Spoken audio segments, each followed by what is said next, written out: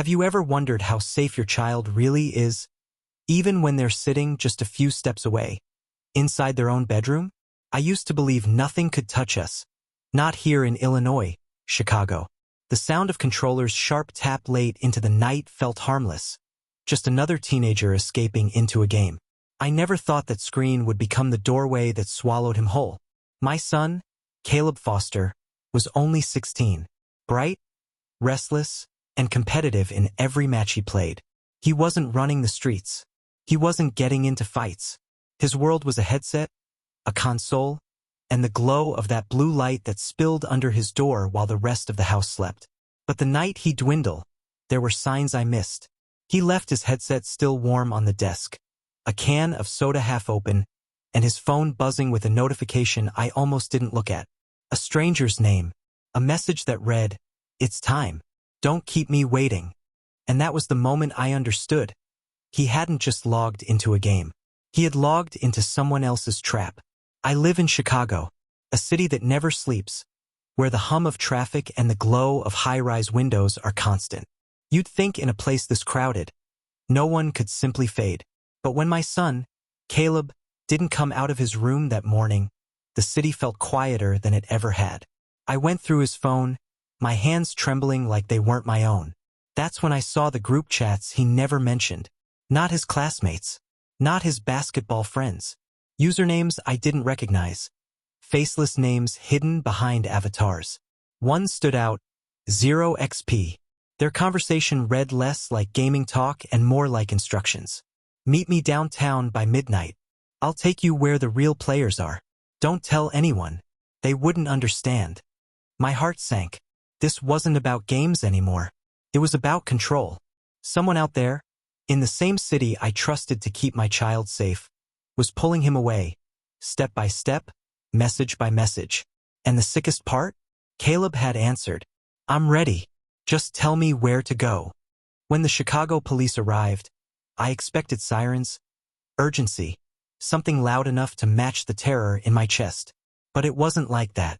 The detective who walked in moved quietly, his suit wrinkled, his eyes scanning every corner of Caleb's room like he'd done this too many times before. His name was Detective Marcus Hale. He didn't promise miracles. He promised one thing. If your son talked to someone online, we'll find out who they are. He plugged into Caleb's computer, his fingers moving faster than my own fear. And then he froze. On the screen was a folder buried under games and music files. Inside were private messages with 0xp.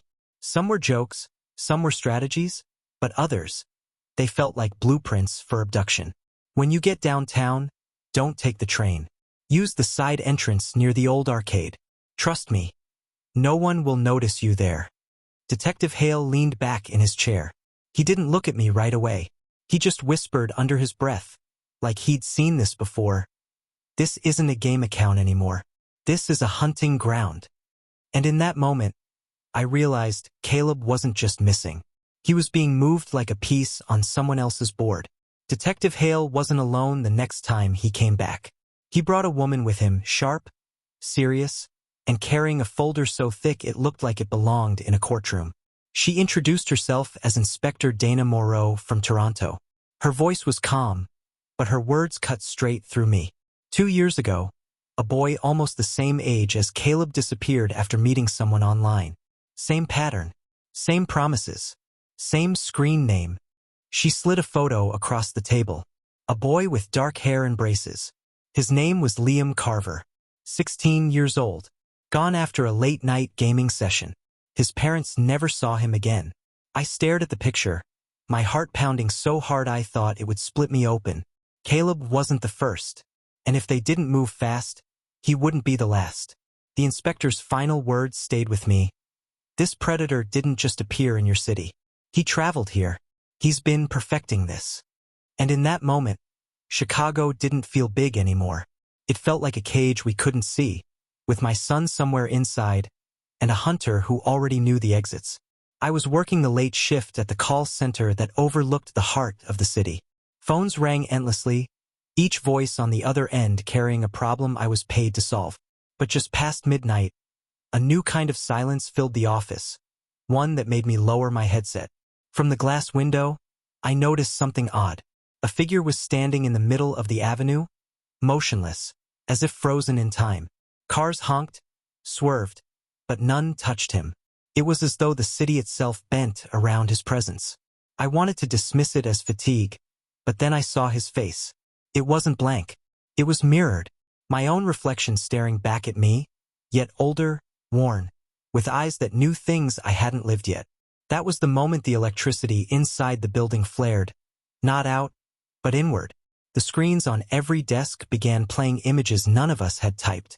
My coworkers' private lives, arguments, searches, secrets were flashing across the monitors. I didn't know if anyone else noticed, because in that suspended second, it felt like I was the only one watching. The mirrored version of me raised a hand, not in greeting, but in warning. When his lips moved, no voice followed, only a silence that pressed heavy against my ears. Yet the meaning cut straight through me. You don't belong here. I tore my eyes from the glass, praying it would fade with the reflection, but it didn't fade. It was already standing in the room.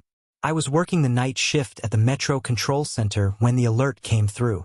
At first, it looked like a signal glitch. One train stalled between two stations, refusing to move forward.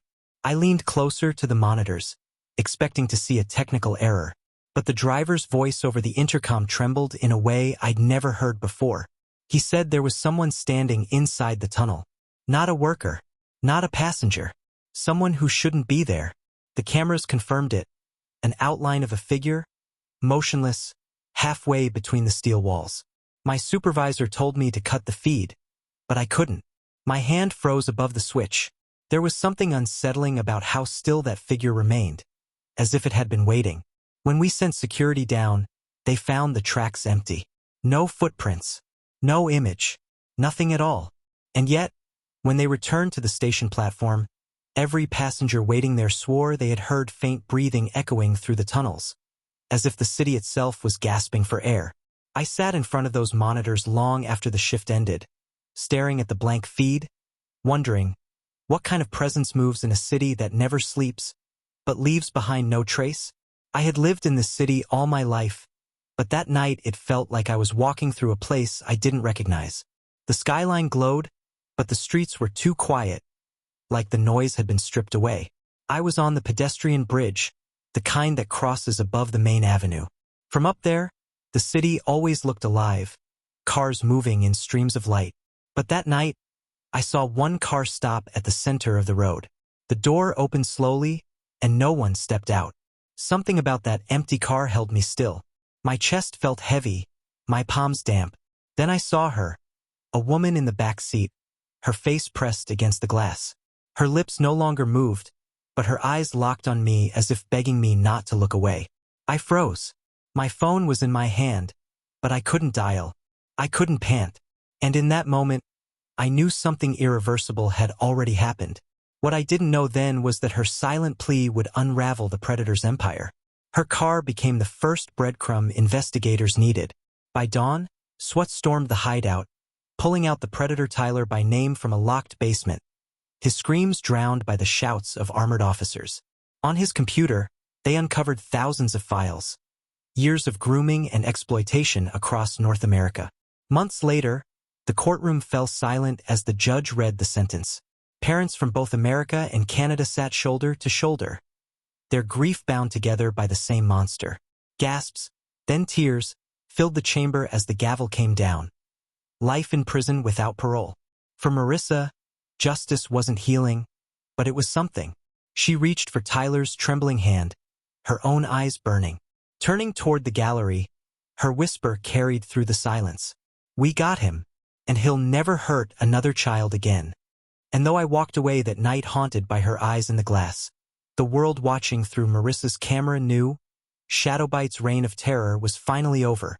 These stories remind us, evil hides in plain sight. If you're new here, subscribe to the Veil of Secret, because the next case will take you even deeper into the shadows.